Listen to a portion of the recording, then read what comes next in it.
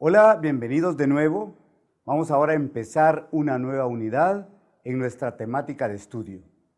Vamos a empezar en esta nueva etapa a diseñar sistemas digitales secuenciales, orientado más que todo solo a contadores binarios, utilizando las tablas de entrada de cualquier tipo de flip-flop y el método de simplificación apropiado, así como la experiencia del análisis para su posterior simulación antes de su posible implementación.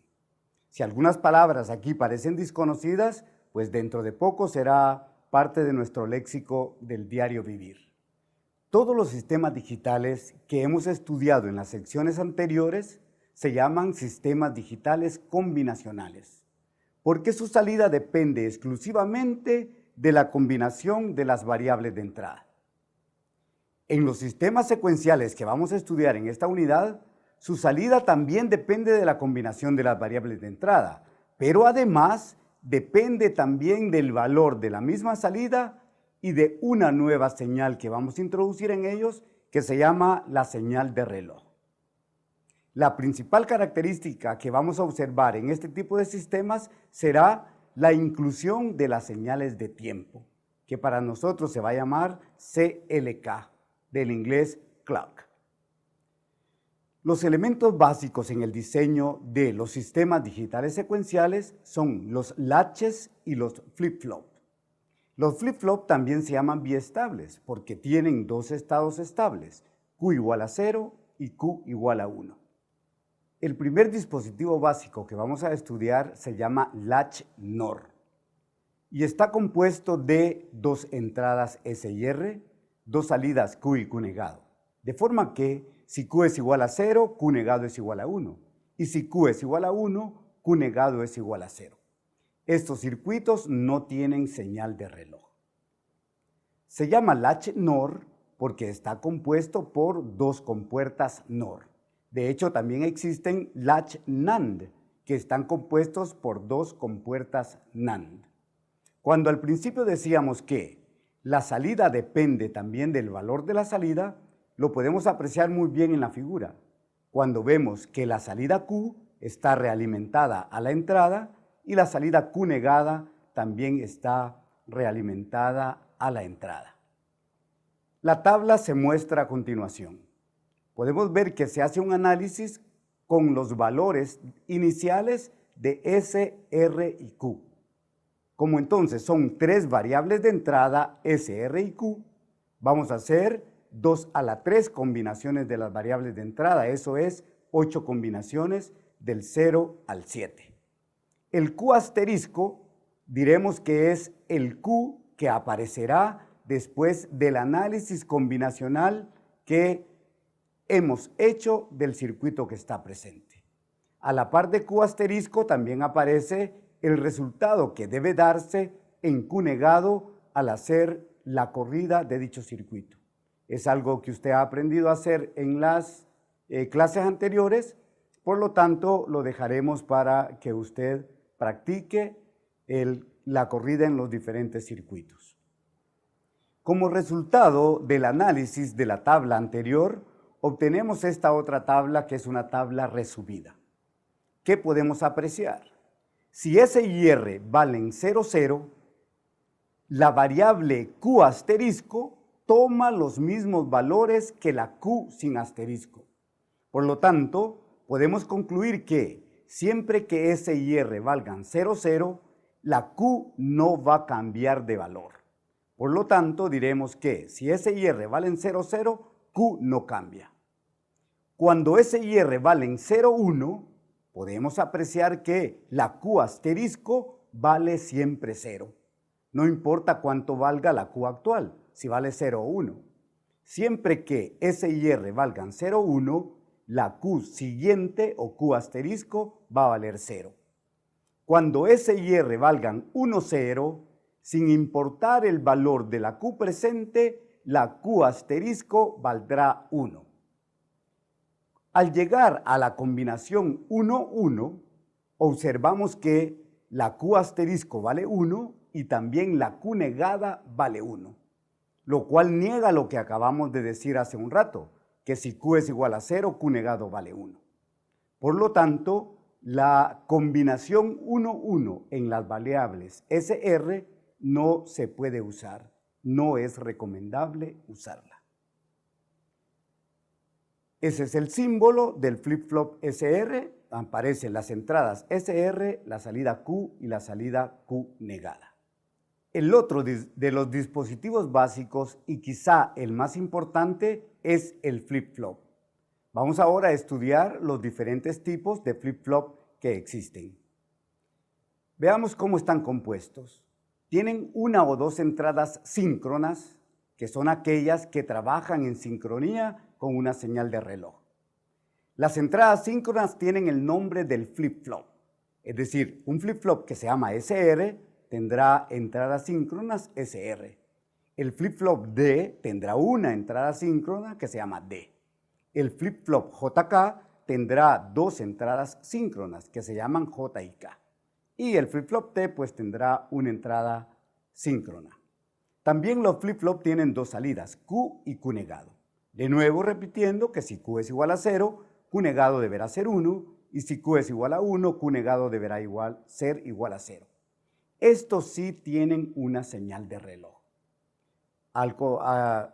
También tienen una o dos entradas asíncronas que se llaman P y C. Veremos más adelante que significan preset y clear. Estas tienen la peculiaridad que actúan siempre que se activan, sin importar el valor de las otras entradas. El primero que vamos a estudiar es el flip-flop SR. Y aparece allí algo ya conocido por nosotros, que es el latch NOR. Lo único que hemos hecho es agregar dos compuertas AND a la entrada de la R y a la entrada de la S. Y todos sabemos que si la entrada de una compuerta AND vale 0, su salida es 0. Si la entrada de una compuerta AND vale 1, en su salida aparecerá lo que hay en la otra entrada. La tabla que aparece ahí es la tabla resumen del latch que estudiamos anteriormente, porque si usted se da cuenta, es el mismo latch, solo que con las entradas AND que sirven de habilitadores. Entonces, diremos que si revisamos la tabla de excitación y la entrada CLK vale 0, independientemente de lo que valgan las entradas SR de la izquierda, las entradas SR de en medio serán 0. Por lo tanto, si S y R valen 0, 0, decíamos que Q mantiene su valor. Al contrario ocurre cuando la señal CLK vale 1. Entonces, en las salidas de las compuertas AND aparece lo que hay en la entrada R y S. Es decir, el flip-flop SR trabaja idénticamente a un latch SR siempre y cuando la señal de reloj tenga un valor de 1. En la figura de abajo aparece también algo que se llama tabla de entrada y un diagrama de estado y el símbolo del flip-flop SR. Veamos un poco sobre el diagrama de estado en relación con la tabla de excitación. Si el diagrama de estado está compuesto de dos estados, porque decíamos que los flip-flop se llaman biestables, porque tienen un estado Q igual a 0 y un estado Q igual a 1. Entonces, si Q está en el estado 0 y queremos que permanezca en el estado 0, ¿cuánto tiene que valer SR en la tabla de excitación? Y vemos que es importante que la S valga 0 y no importa cuánto vale la R para que Q permanezca en el estado 0. Si queremos que del estado 0 pase al estado 1, entonces S tiene que valer 1 y R tiene que valer 0. Si estando en el estado 1 queremos que permanezca en el estado 1, entonces S tiene que valer 1 y R tiene que valer 0. Si estando en el estado 1 queremos que regrese al estado 0, S tiene que valer 0 y R tiene que valer 1. Cuando este diagrama de estado lo escribimos en forma de tabla, aparece lo que llamamos la tabla de entrada. Y eso se puede leer así. Si estando en un estado presente Q, queremos que Q asterisco o Q siguiente tenga un valor específico, preguntaremos cuánto deben valer las entradas S y R. En la tabla podemos apreciar que si Q presente vale 0 y queremos que Q siguiente valga 0, entonces S tiene que valer 0 y R tiene que valer X.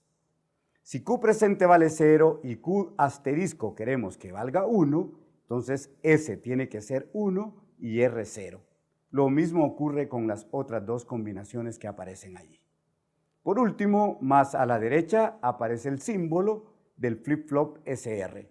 La diferencia con el latch es que ahora le hemos agregado la señal de clock, de reloj. Vamos a decirlo desde ya. Las tablas de excitación nos van a servir para diseñar contadores, para analizar contadores, y las tablas de entrada nos van a servir para diseñar. Esto lo vamos a repetir varias veces cuando estemos en el proceso de diseño. Aparece otro tipo de flip-flop que se llama flip-flop D. Si recordamos, decíamos que el nombre del flip-flop está relacionado con el nombre de la entrada síncrona. Entonces esperemos que este flip-flop tenga una entrada síncrona y que se llame D. Justo está ahí el circuito lógico. Tiene una entrada que se llama D, que ha sido agregada a las entradas R y S del flip-flop SR. Tenemos ahí la tabla para recordar la tabla del flip-flop SR. Y si podemos analizar un poco, vemos que D hace que R y S siempre sean diferentes. Es decir, si D vale 1, S será 1 y R 0. Si D vale 0, S será 0 y R será 1. Entonces, revisando la tabla del SR, vemos que cuando S y R son diferentes, que es el caso del flip-flop D, la variable Q siguiente toma el valor de S. Por lo tanto, diremos que Q va a tomar el valor que tenga D, como puede apreciarse en la tabla de excitación del flip-flop D. Si D vale 0, Q va a valer 0. Si D vale 1, Q va a valer 1, siempre y cuando la señal de reloj valga 1. De nuevo nos vamos a diagrama de estado, donde si está en el estado 0 y queremos que siga ahí, D debe valer 0. Si está en el estado 0 y queremos que cambie al estado 1, D debe valer 1. Si está en 1 y queremos que siga en 1, D valdrá 1. Si está en 1 y queremos que regrese al estado 0, D valdrá 0.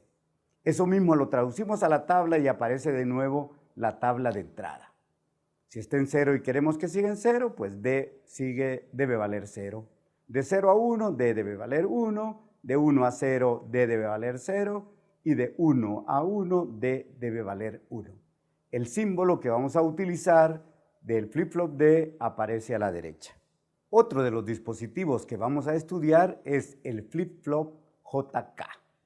Como veremos, seguimos en la construcción de un solo circuito. Vemos que lo que hemos hecho para construir el flip-flop JK es agregarle al flip-flop D el arreglo de compuertas que aparecen en esa figura. 2 compuertas AND, una compuerta OR y un inversor. De tal forma que basta analizar hasta la entrada D para saber cómo funciona el flip-flop JK, porque ya sabemos cómo funciona el flip-flop D. Que si D es igual a 0, Q siguiente es igual a 0, si D es igual a 1, Q siguiente es igual a 1. Veamos un ejemplo del flip-flop JK en la tabla de excitación. Si J y K valen 0, 0, la salida de la compuerta AND de la J será 0, mientras que la salida de la compuerta AND de la K será 1 multiplicado por Q, que eso es Q. Por lo tanto, la salida de la compuerta OR será Q más 0, eso es Q. Por lo tanto, si J y K valen 0, 0, Q mantendrá su valor. Q no va a cambiar. Mientras que si J y K valen 0, 1, Q siguiente valdrá 0. Si J y K valen 1, 0, Q siguiente valdrá 1. Y si J y K valen 1, 1, Q cambiará de valor. El agregado del flip-flop JK es entonces eliminar aquella condición no válida del flip-flop SR donde no podíamos usar la combinación 1, 1. La tabla de excitación del flip-flop JK la podemos resumir así. Si J y K valen 0, 0, Q no cambia. Si J y K valen 1, 1, Q cambia. Y si J y K son diferentes, la salida Q es igual al valor de la J. Podemos apreciar de nuevo el diagrama de estado y la tabla de entrada. Que esto se resume como diciendo que si el estado presente de Q vale 0 y queremos que el estado siguiente valga 0, J y K tienen que valer 0 y X. Si el estado presente es 0 y el estado siguiente es 1, J y K deben valer 1X. Si Q presente vale 1 y Q siguiente vale 0, J y K deben valer X1. Y si el estado presente es 1 y queremos que el estado siguiente sea 1, J y K deben valer X0. El símbolo del flip-flop JK que utilizaremos en nuestros diseños aparece siempre a la derecha. Por último, un flip-flop que se llama flip-flop T. Suponemos que tendrá una entrada síncrona y que esa entrada también se va a llamar T. El circuito lógico se muestra ahí. Y vea qué maravilla. Es simplemente la J y la K unidas. ¿Y qué decíamos cuando la J y la K tienen el mismo valor? Bueno, si J y K valen 0, 0, Q no cambia. Y si J y K valen 1, 1, Q cambia. Esta es la tabla del JK y abajo aparece de nuevo todo lo relacionado con el flip-flop T. Vemos la tabla de excitación. Si T vale 0, Q no cambia. Y si T vale 1, Q cambia. Porque es el equivalente a la tabla del JK donde J y K son iguales. De nuevo, el diagrama de estado y las tablas de entrada, que podemos leerla como siempre. Si Q presente vale 0 y quiero que Q siguiente valga 0, T debe valer 0, es decir, no cambiar. Lo mismo ocurrirá con que si Q presente vale 1 y Q siguiente quiero que valga 1, también T debe valer 0 para que no cambie. Mientras que si queremos que Q presente tiene un valor y Q siguiente tenga el otro, que cambie, entonces T debe valer 1. El símbolo de nuevo aparece a la derecha. Esto es todo sobre los flip-flops y analizaremos un poco la señal de reloj. Pues la señal de reloj no es otra cosa que un tren de pulsos, el que se muestra en la figura superior, que puede valer 0 o puede valer 1. Un tren de pulsos. Abajo ponemos un ciclo nada más de esa señal de reloj. En el ciclo de la señal de reloj podemos apreciar que hay 4 estados. Primero, la señal de reloj vale 0, luego sube de 0 a 1. Eso se llama flanco de subida. La señal de reloj se mantiene en 1 por la mitad del periodo y eso se llama nivel 1. Luego la señal de reloj baja de 1 a 0 y eso se llama flanco de bajada. Vamos a decir entonces que los flip-flop van a responder a la parte de la señal de reloj que esté indicada en su señal, en su entrada CLK o simplemente C. Veamos el de más a la izquierda. En lugar de decir CLK, dice EN. Entonces, eso quiere decir que ese flip-flop va a responder cuando en esa entrada llegue un valor lógico de 1. En el siguiente dibujo aparece una ruedita en la entrada C. Eso quiere decir que ese flip-flop va a responder cuando la señal de reloj valga 0. En el siguiente, que es un flip-flop JK, en la señal de reloj aparece un triángulo indicando que ese flip-flop se va a activar en una transición. Y como no tiene ruedita, ese flip-flop se va a activar en una transición positiva del reloj. Es decir, cuando el reloj de un valor 0 sube a un valor 1. Y la última figura, que tiene triángulo que indica transición y tiene una ruedita que indica negación, ese flip-flop se va a activar cuando la señal de reloj baje de 1 a 0, es decir, en un flanco de bajada. Esto lo entenderemos mucho mejor cuando veamos el análisis de circuitos. Por último, veamos sobre las entradas asíncronas.